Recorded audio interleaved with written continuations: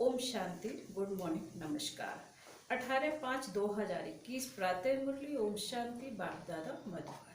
बाबा कहते हैं, मीठे बच्चे, कालों का काल बाबा आया है तुम्हें काल पर जीत प्राप्त कराने। मन मनावों के मंत्र से ही तुम काल पर जीत पाएंगे। प्रश्न है, रूहानी बाप तुम रूहानी यात्रियों को कौन सी एक विशेष शिक्षा देते हैं? बाबा का उत्तर है, हे रूहानी यात्री, तुम देह अभिमान छोड़ देही अभिमानी बनो। रावण ने आधा कल्प से तुम्हें देह अभिमानी बनाया है, अब आत्म अभिमानी बनो। यह ज्ञान, बाबा कहते, यह रूहानी ज्ञान सुप्रीम रूह ही तुम्हें देता और कोई दे नहीं सकता। बाबा कहते हैं, यह रूहानी ज्ञान सुप्रीम रूह ही तुम्हें देता और कोई दे नहीं सकता। गीत है ओम नमो शिवाय। ओम शांति। बच्चों ने अपने बाप की महिमा सुनी। गाया भी जाता है ऊंच ते ऊंच भगवान, वह है सब बच्चों का बाप, बाकी जो भी है आपस में सब विदर्श है। और सबका बाप भी एक है, वह है शिव बाबा। बाप ने समझाया, हे बच्चों, भक्ति मार्ग में तुमको दो बाप है, लौकिक बाप और पारलौकिक बाप। रचयिता से रचना को वर्षा मिलता है, वह है हद का वर्षा और यह है बेहद का वर्षा। बेहद का बाप तो एक ही है जिससे बेहद का वर्षा मिलता है, वह है निराकार, जिसका नाम है परम पिता परमात्मा शिव। कहते भी हैं शिव परमात्मा है नमः। वह है ऊंच ते ऊंच तुम्हारी बुद्धि चली जाती है निराकार बाप की तरफ। बाबा कहते तुम्हारी बुद्धि चली जाती है निराकार बाप की तरफ। वह रहते हैं परम धाम में, वह है ही सर्व का सदगति करने वाला। उसमें भी भारत परम पिता परमात्मा का बर्थ प्लेस है, जन्मभूमि। शिव जयंती भी यहाँ मनाते हैं। उस रूहानी बाप को ही ज्ञान का सागर, पतित पावन लिबरेटर, गाइड कहा जाता है। वही दुख हरता सुख करता है, यह भारतवासी जानते हैं। यह दुख धाम है, भारत ही सुख धाम था। तुम विश्व के मालिक थे, जबकि तुम्हारा आदि सनातन देवी देवता धर्म था। देवी देवता धर्म श्रेष्ठ, कर्म श्रेष्ठ थे। अब यह धर्म भ्रष्ट कर्म भ्रष्ट बन गए। अपने को पावन देवता कहला नहीं सकते। कलयुग अंत तक भक्ति मार्ग चलता है, इसमें ज्ञान होता नहीं। ज्ञान से होती है सदगति, सर्व का सदगति दाता। बाप जब तक न आए तब तक सदगति हो ना सके। बाप कहते हैं, मैं कल्प के संगम युग पर आता हूँ। इस समय है ही पतित दुनिया, पावन एक भी होता नहीं। भले सन्यासी पवित्र बनते हैं, परंतु फिर उनको पुनर्जन्म तो हो यहाँ ही लेना है।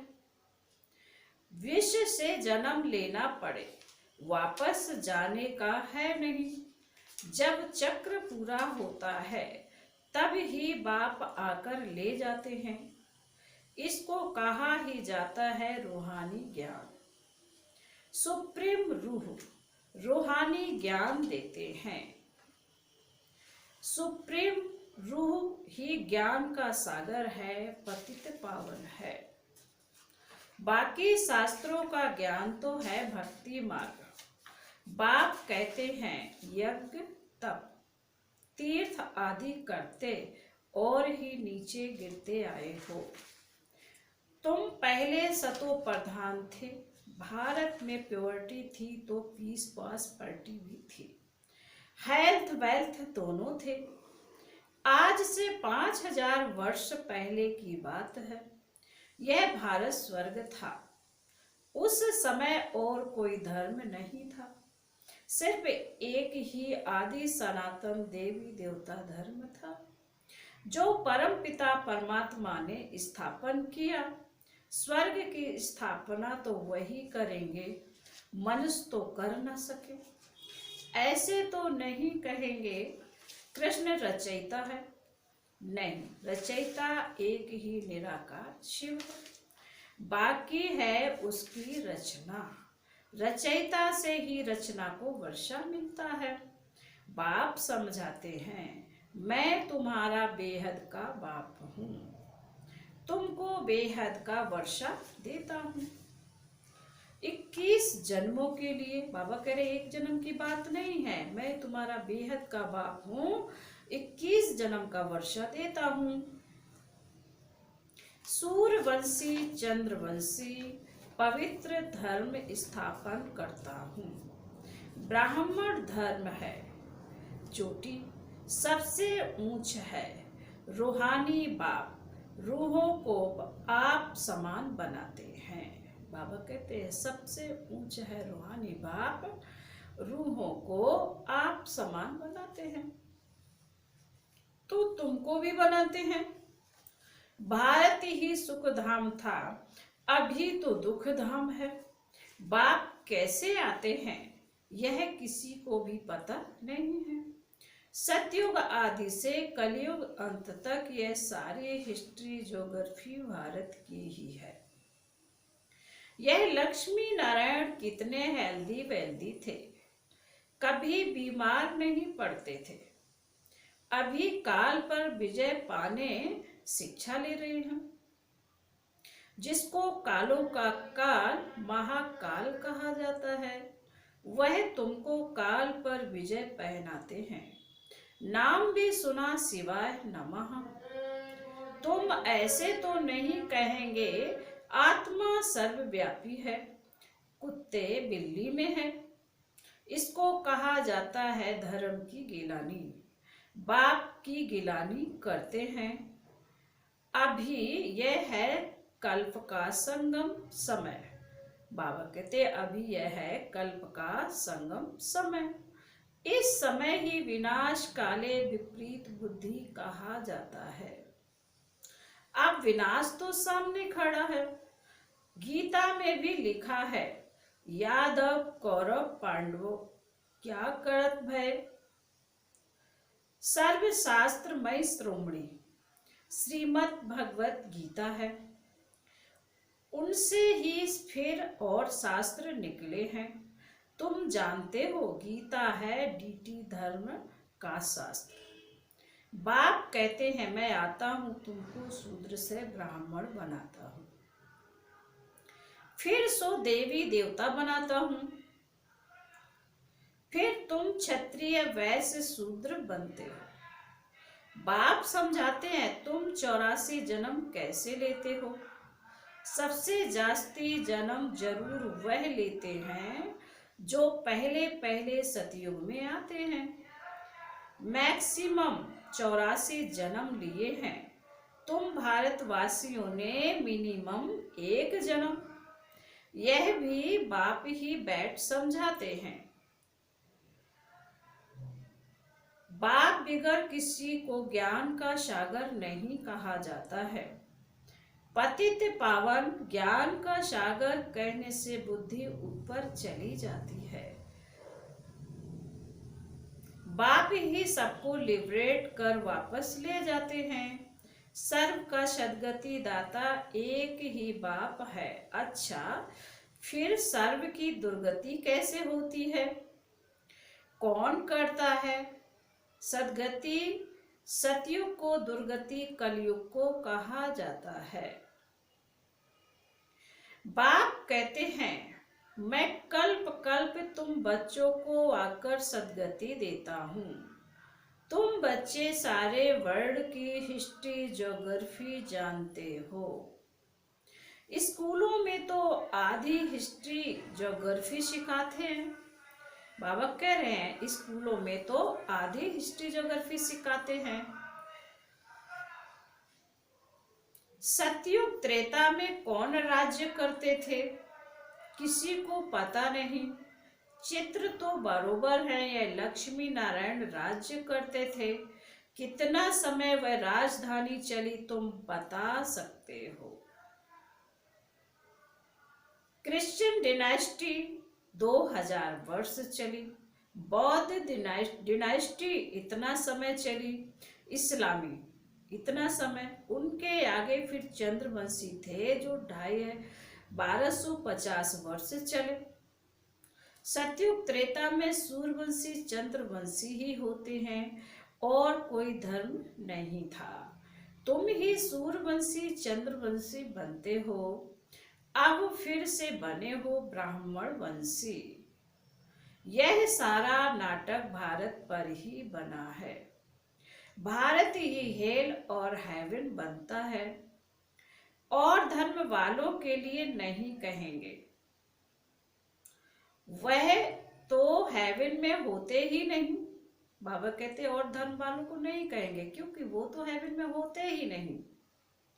कोई मरता है तो कहते हैं स्वर्गवासी हुआ, परंतु समझते नहीं नर्कवासियों को तो नर्क में ही जन्म लेना पड़े। स्वर्गवासी स्वर्ग में ही पुनर्जन्म लेंगे। तुम बच्चे समझते हो यह लक्ष्मी नारायण स्वर्गवासी थे। उन्होंने यह राजधानी कैसे पाई? लाखों वर्ष की बात तो याद रह न सके। सतयुग में यह शास्त्र आदि होते नहीं। यह सारी भक्ति की सामग्री है, सीढ़ी नीचे उतरनी ही है। सतो प्रधान से सतो रजो तमो में यह सीढ़ी उतरने में 5000 वर्ष लगते हैं। सतयुग में 16 कला संपूर्ण, फिर त्रेता में 2 कला कम। आत्मा में चांदी की खाद पड़ी। कॉपर एज में आए तो कॉपर की अलाय पड़ी। इस समय बिल्कुल ही तमो प्रधान है। आत्मा में ही खाद पड़ती है, तुम ही पूरे 84 जन्म लेते हो। बाबा कहते हैं आत्मा में ही खाद पड़ती है, तुम ही पूरे 84 जन्म लेते हो।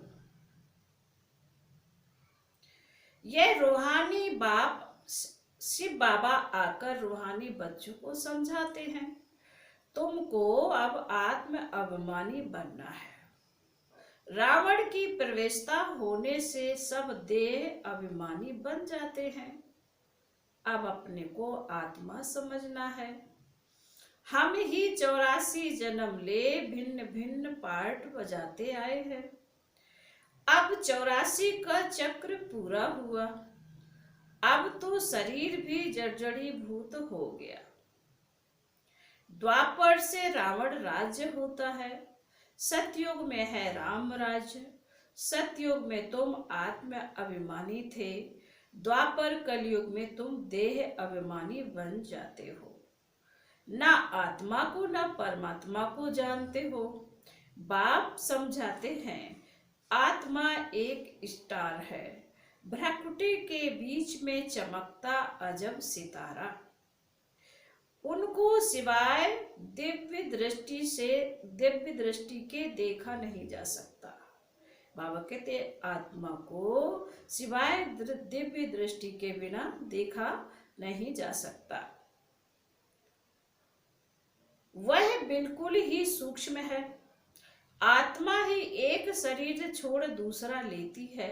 हम आत्मा ने 84 जन्म लिए हैं। परमपिता परमात्मा भी बिंदी है, उनको ही ज्ञान का सागर पतित पावन नॉलेजफुल कहा जाता है। परमपिता परम आत्मा में सृष्टि के आदि मध्य अंत का ज्ञान है। बीज रूप होने के कारण उनको सत्य चित्त आनंद स्वरूप कहा जाता है। बाप में जो ज्ञान है वह जरूर सुनाना पड़े। यह है सुप्रियोचर नॉलेज। सब रूहों का बाप आकर रूहों को पढ़ाते हैं। तुमको आत्म अभिमानी बनना है। बाबा ही आकर स्वर्ग की रचना रचते हैं, तुमको स्वर्ग का लायक बनाते हैं। यह सृष्टि चक्र का राज कोई मनुष्य नहीं जानते।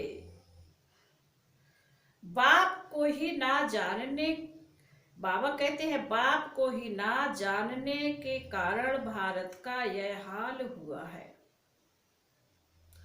भारत में प्योवर्टी थी तो पीस पॉस पार्टी भी थी। अभी तो है ही नर्क, फिर स्वर्ग में जा कैसे सकते। बिल्कुल ही पत्थर बुद्धि हो गए हैं। बाप कहते हैं मैं बच्चों के लिए कोई तो सौगात ले आऊंगा, तुमको स्वर्ग का मालिक बनाता हूं। जिन्होंने कल्प पहले वर्षा लिया है वही आकर लेंगे, मनुष्य से देवता बनेंगे। वास्तव में प्रजापिता ब्रह्मा के तो सब बच्चे हैं। अब ब्रह्मा द्वारा शिव बाबा रचना रच रहे हैं। ब्रह्मा कुमार कुमारी बनते हैं। शिव बाबा से वर्षा लेने के लिए पुरुषार्थ करना है। तमो प्रधान से सतो प्रधान बनना है। बाबा कहते हैं बच्चों मुझे याद करो तो तुम्हारे सब विक्रम विनाश होंगे।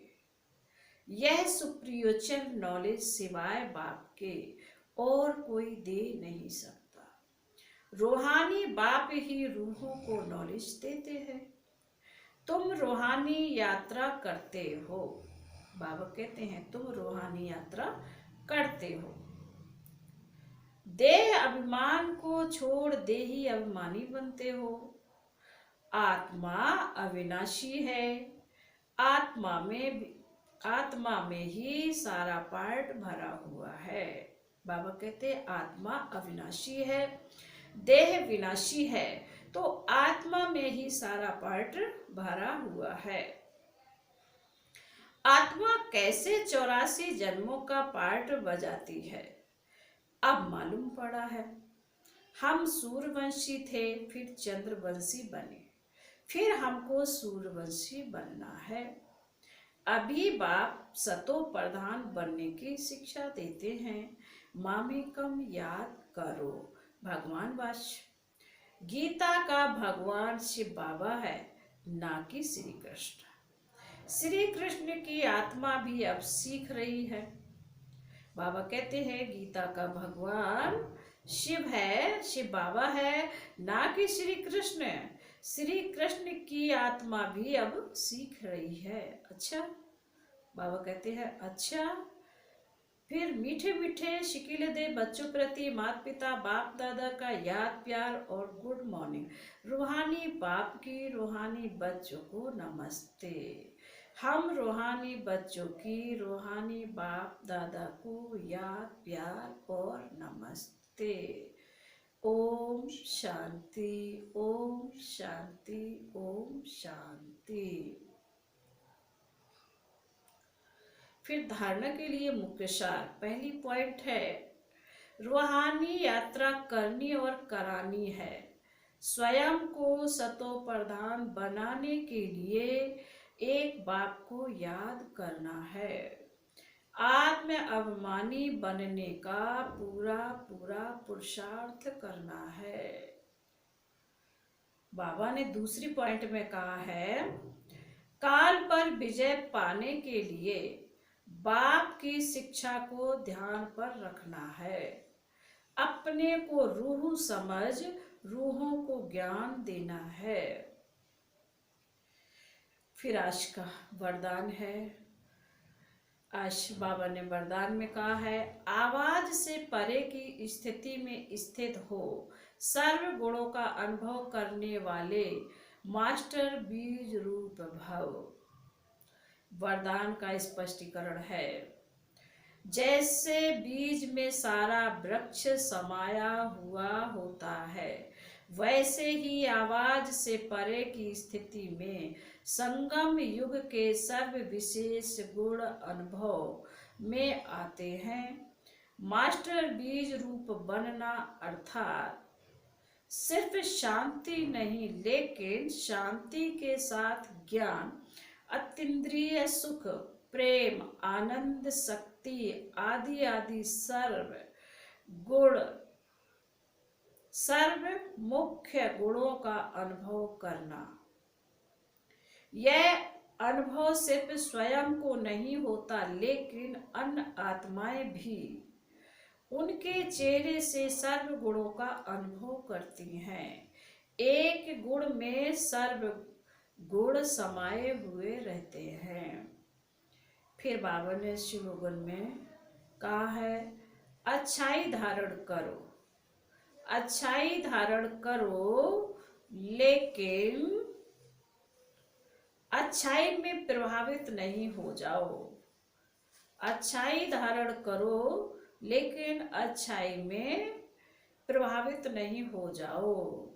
फिर बाबा ने आज मातेश्वरी जी के अनमोल महावाक्य सुनाए हैं।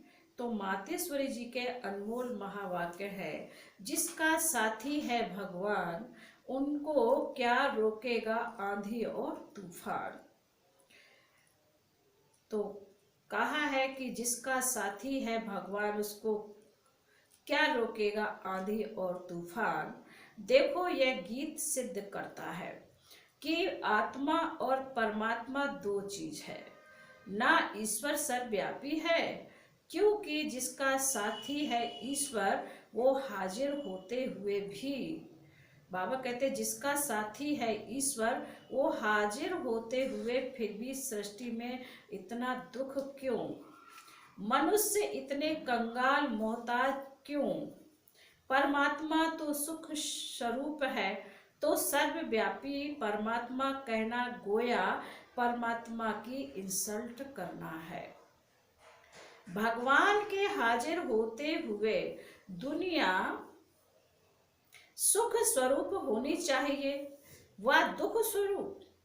फिर परमात्मा को पुकारने की दरकार क्यों? तो इस समय माया सर्वव्यापी है, ना कि परमात्मा हाजिर है। परमात्मा सिर्फ एक बार संगम पर आता है, तब उनको हाजिर नाजिर कह सकते हैं। बाकी उनकी याद सबके दिलों में जरूर व्यापक है।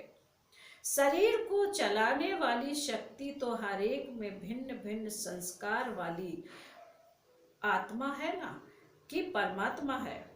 अब विचार करना है, बाबा कहते हैं अब विचार करना है कि परमात्मा का साथ क्यों लिया है। इस माया के आंधी और तूफान से पार होने के लिए तो जरूर कोई माया का तूफान है, जिससे पार होने के लिए उस परमात्मा का साथ हम आत्माएं मांगती हैं। अगर वो हाजिर होता तो न माया की उलझन होती, ना उनका साथ लेने की याद करना पड़ता। बाबा कहते हैं अगर वो हाजिर होता तो ना माया की उलझन होती, ना उनका साथ लेने के लिए याद करना पड़ता। तो हम आत्माओं और परमात्मा दोनों का इस खेल में पार्ट है। बाबा कहते हैं तो जब परमात्मा आता है तो उनका पूरा साथ ले उनका हो जाना है। बाबा कहते जब परमात्मा आता है तो उनका पूरा साथ ले उनका हो जाना है, तब ही माया के तूफान से छूट पाएंगे। भल वो सबका सुखदाता है, परंतु जो प्रैक्टिकल में उनका सहारा लेते हैं उन्हों को ही साथ मिलता है। तो उन बच्चों को एक्स्ट्रा प्राप्ति होती है। भल वो दुनिया के अंदर आए उपस्थित हुआ है, परंतु ओह आश्चर्यवत दुनिया इनको ना जानने के कारण, बाबा कहते हैं इनको ना जानने के कारण साथ नहीं लेती है। भगवान हाजिर है, लेकिन उनको ना जानने के कारण उनका साथ नहीं लेती है। अगर इनका पूरा साथ पकड़ ले तो मदद देने में मशहूर है। कहते हैं एक कदम तुम आगे बढ़ो तो 10 कदम आगे बढ़ाएंगे। भगवान कहते हैं अगर तुम एक कदम बढ़ाओ तो मैं 10 कदम आगे बढ़ाऊंगा। तो वो संपूर्ण वर्षा देते हैं जिसमें कोई अपूर्णता नहीं होती। अच्छा, ओम शांति।